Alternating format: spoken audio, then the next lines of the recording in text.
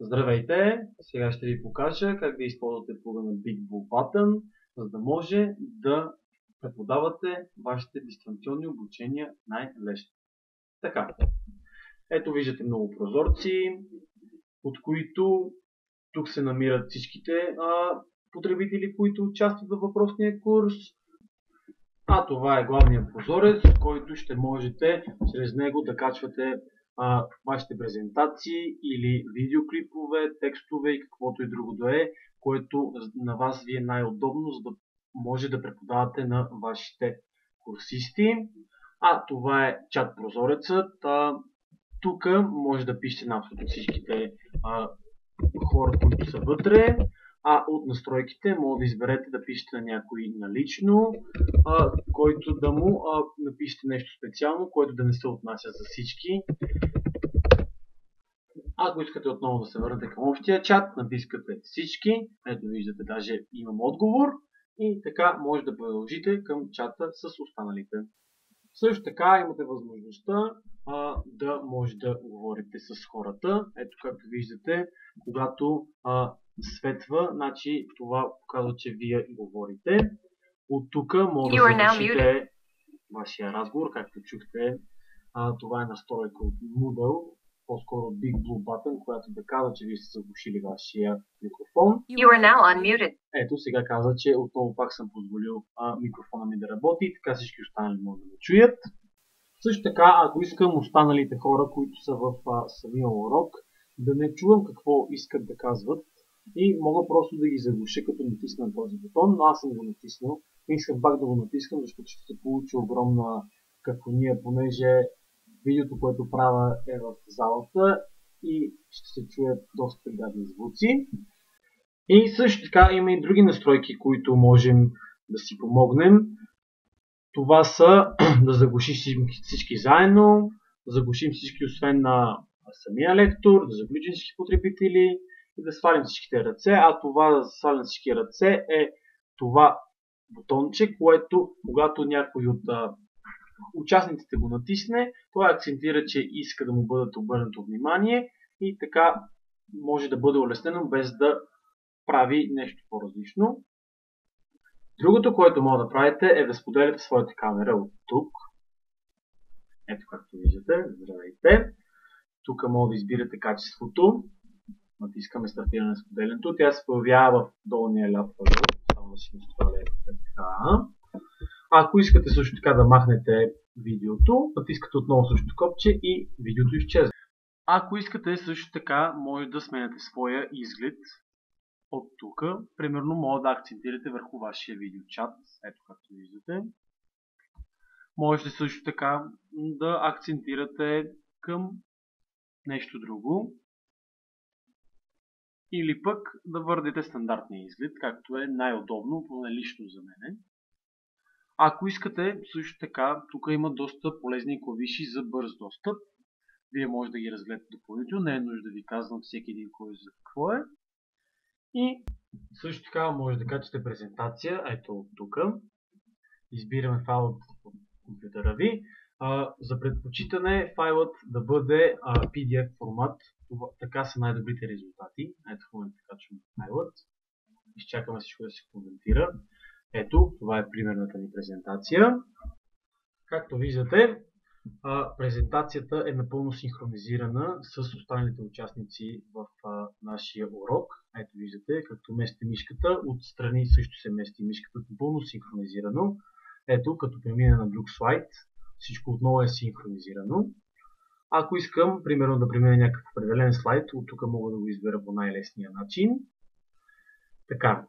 Също така мога да акцентирам върху нещо, като примерно натисна молива и да напиша нещо, което искам да подчертая, примерно, или да напиша като тикче. Ето.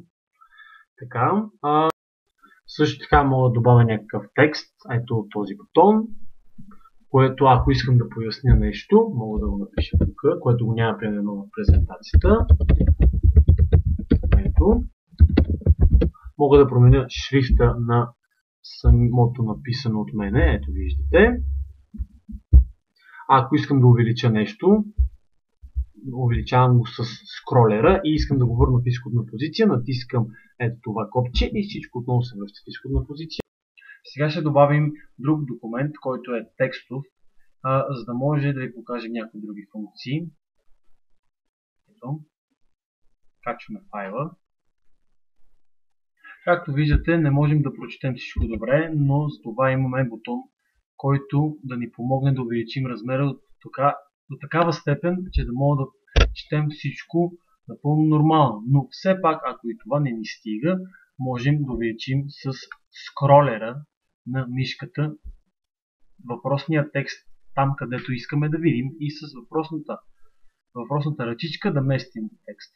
Ако искаме да подчертаем част от текста, сега ще вземем някакъв друг чат, нека бъде червено, можем да направим така и да подчертаем текста, който за нас е важен. Ако искаме отново да върнем в позиция, за да можем да четем всичко нормално и да виждаме въпросния текст, може да натиснем този бутон и да регулираме размера към обратно, като върнем всичко в изходна позиция. Много от хората се чудят как да добавят една празна страница на своя урок и ето аз сега ще ви покажа какъв начин има.